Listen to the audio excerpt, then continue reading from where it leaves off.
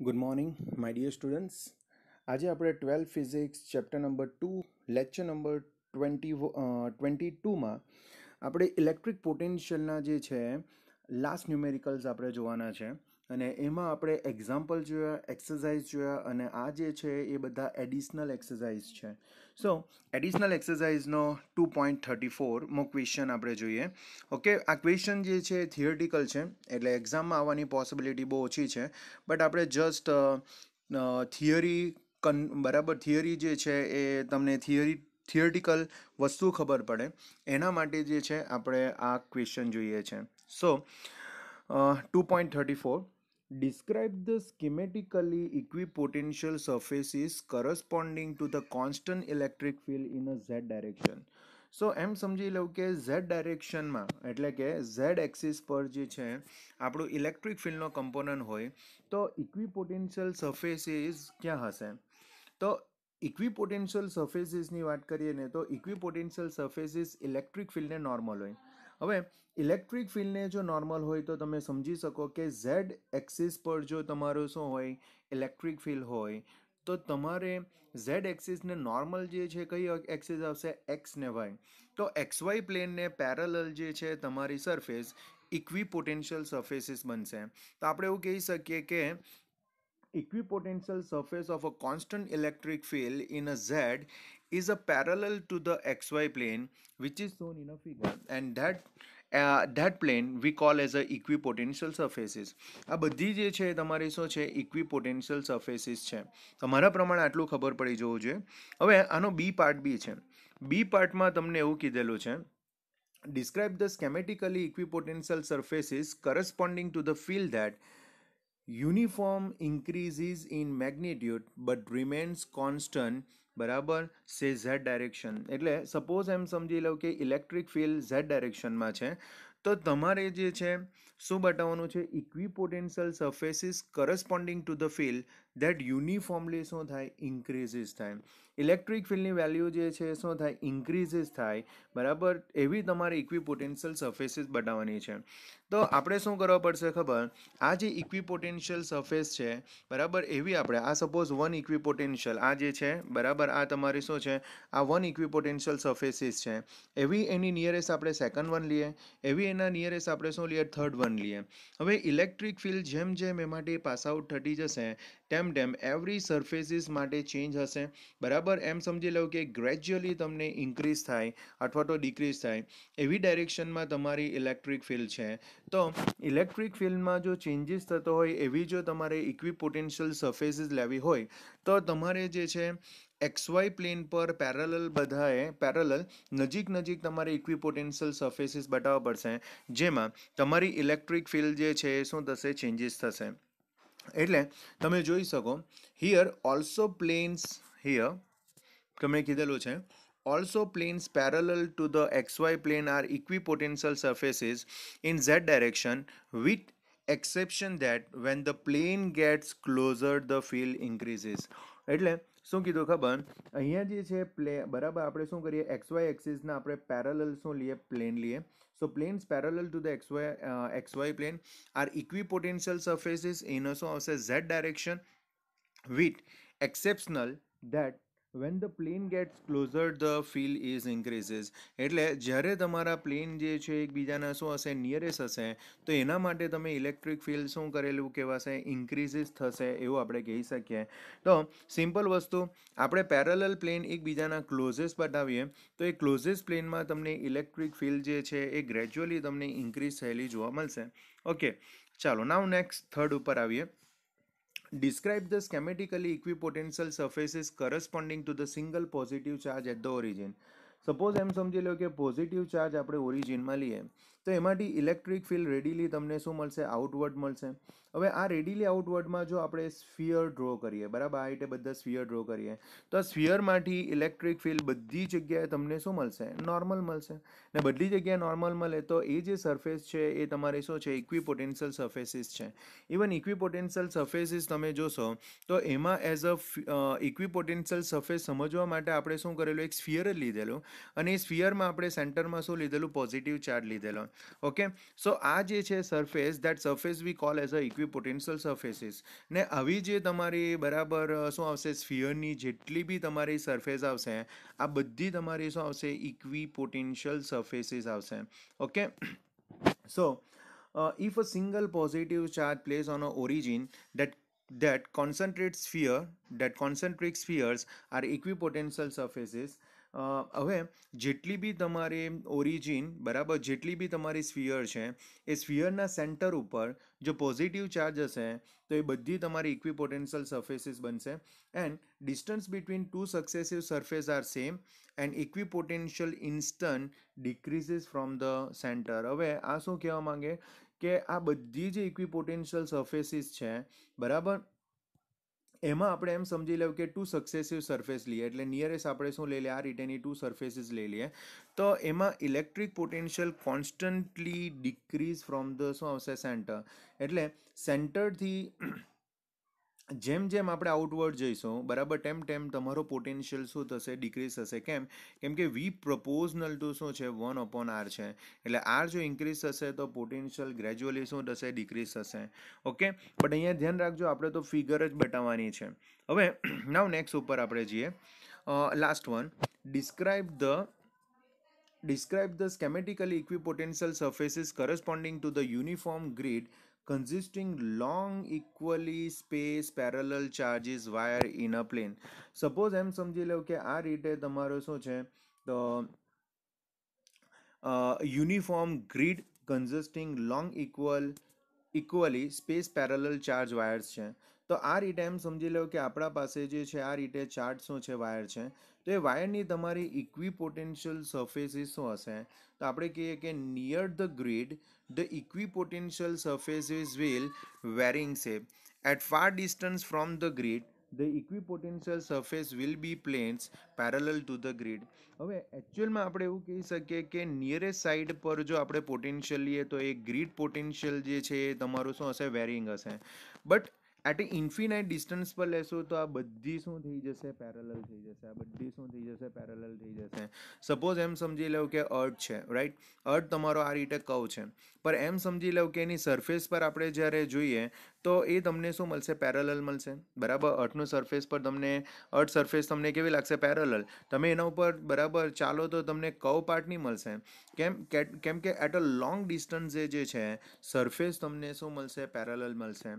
તો આપણે એવું કહી શકીએ કે આ જે ગ્રીડ જે છે એની જો ઇક્વિપોટેન્શિયલ સરફેસીસની વાત કરીએ તો એટ અ ફાર ડિસ્ટન્સે, સમજો, એટ અ ફાર ઓફ ડિસ્ટન્સે જે છે તમને બધાની સરફેસ જે છે એ તમને શું મળશે, ઇક્વિપોટેન્શિયલ તમને મળશે. હવે આટલું તમને ખબર પડે તો હવે આપણે નાવ નેક્સ્ટ ક્વેશ્ચન પર જવાના છે. અને આ ક્વેશ્ચન જે છે એ રિયલી ઇમ્પોર્ટન્ટ છે, એક્ઝામમાં આવી શકે એવો છે, સો મોસ્ટ ઇમ્પોર્ટન્ટ છે, જેને આપણે ધ્યાનમાં લેવાનો છે. Example number 2.35. A small sphere of a radius r1 and a charge q1. તમે જોઈ શકો ફિગરમાં બરાબર કે અહીંયા એક સ્મોલ સ્ફિયર છે, સ્મોલ સ્ફિયર ઉપર ચાર્જ કેટલો છે, q1 છે, અને રેડિયસ કેટલું છે, r1 છે. Okay, now next is enclosed by the spherical shell of a radius r2. તો આ પહેલું જે તમારું જે છે એ તમારું સ્ફિયર છે બરાબર, પહેલો ફર્સ્ટ જે છે તમારું શું છે, સ્ફિયર છે. જ્યારે આ જે સેકન્ડ વન જે છે એ સેકન્ડ વન તમારું શું છે, સેલ છે. બરાબર, સેકન્ડ વન જે છે એ તમારું શું છે, તો સેલ છે. તો સમજો હવે સેકન્ડ વન જે તમારું સેલ જે છે એનો રેડિયસ શું છે, r2 છે, એનો ચાર્જ શું છે, q2. So that if q1 is a positive charge will necessarily flow from the sphere to cell. એટલે સપોઝ એમ સમજી લો કે આને આપણે કનેક્ટેડ વાયર, એટલે કે બરાબર આ બંનેને જે છે આપણે વાયર થ્રુ એ કનેક્ટેડ કરી નાખીએ તો q1 ઉપરથી ચાર્જ કોના ઉપર જશે, q2 ઉપર જશે. એવું આપણે શું કરવાનું છે, પ્રૂવ કરવાનું છે. હવે પ્રૂવ કરવા માટે જે છે, સપોઝ આપણે જે છે પોટેન્શિયલ ફાઇન્ડ આઉટ કરીએ. પ્રૂવ કરવા માટે આપણે શું કરીએ, પોટેન્શિયલ ફાઇન્ડ આઉટ કરીએ. પોટેન્શિયલ જે છે બરાબર, પોટેન્શિયલ જે છે એક આપણે આઉટર સ્ફિયરનો બી ફાઇન્ડ આઉટ કરવાનો રહેશે અને ઇનર સ્ફિયરનો બી ફાઇન્ડ આઉટ કરવો પડશે. ચાલો સપોઝ આપણે આઉટર સ્ફિયરનો ફાઇન્ડ આઉટ કરીએ, જેને આપણે V2 ડેશ કહીએ. શું કહીએ, V2 ડેશ. હવે V2 ડેશ ઇક્વલ ટુ શું આવશે, તો V2 ડેશ ઇક્વલ ટુ આપણે કહી શકીએ કે V1 પ્લસ શું આવશે, V2. હવે ઇનસાઇડ q1 ચાર્જ છે અને એના લીધે આપણે સરફેસ એટલે કે R2 સ્ફિયરની સેલ ઉપર આપણે પોટેન્શિયલ ફાઇન્ડ આઉટ કરવાનો છે. તો એનું ઇક્વેશન શું આવશે? તો V ઇક્વલ ટુ કે ક્યુ અપોન આર પર શું આવશે? કે ક્યુ વન. અને જરા ધ્યાન આપજો, અહીંયા આપણે સેકન્ડ સ્ફિયર જેનું રેડિયસ R2 છે ત્યાં પોટેન્શિયલ ફાઇન્ડ આઉટ કરવાનો છે, એટલે અહીંયા કે ક્યુ વન અપોન શું થશે? R2 થશે. એ જ રીતે V2 ની આપણે વાત કરીએ તો V2 ઇક્વલ ટુ, તો ઇક્વેશન શું આવશે? એટલે સેકન્ડ જે તમારું શું છે, તો સેલ જે છે એ સેલનો પોટેન્શિયલ કેટલો? તો એ સેલનો પોટેન્શિયલ તમારો આવશે કે ક્યુ ટુ, રાઈટ, કે ક્યુ ટુ અપોન શું આવશે? R2 આવશે. કે ક્યુ ટુ અપોન શું આવશે? R2. તમે જે છે અહીંયા જોઈ શકો કે આ જે વી આર ટુ છે એની વેલ્યુ શું છે? તો કે Q one upon R two છે, રાઈટ, કે Q one upon R two છે, જે અહીંયા તમે જોઈ શકો. અને સેકન્ડ કે Q two upon R two છે, જે બી તમે અહીંયા જોઈ શકો. આમાંથી કે કોમન કાઢી નાખું તો Q two upon R two plus Q one upon R two થઈ જશે. હવે સપોઝ મારે ફર્સ્ટનો પોટેન્શિયલ ફાઇન્ડ આઉટ કરવો છે. કેનો ફાઇન્ડ આઉટ કરવાનો છે? તો ફર્સ્ટ સેલનો પોટેન્શિયલ ફાઇન્ડ આઉટ કરવાનો છે. હવે જે ફર્સ્ટ સેલનો પોટેન્શિયલ ફાઇન્ડ આઉટ કરીશ તે તો V1 આવશે, રાઈટ, V1 ડેશ આપણે કહીશ.